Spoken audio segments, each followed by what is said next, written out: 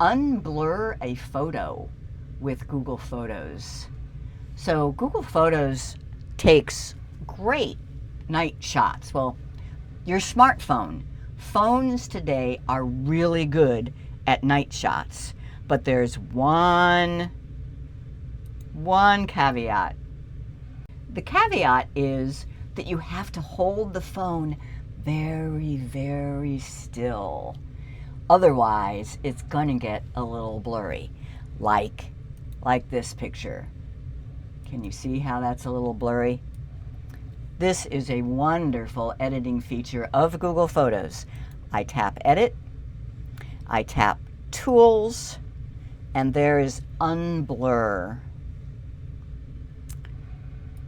It looks over the picture, it works its magic, and that is a lot better. I can see what it was before by touch and hold on the photo. Can you see how it goes a little blurry there? That's the original. I let go, and you see how it's sharp. It's subtle, but it's important.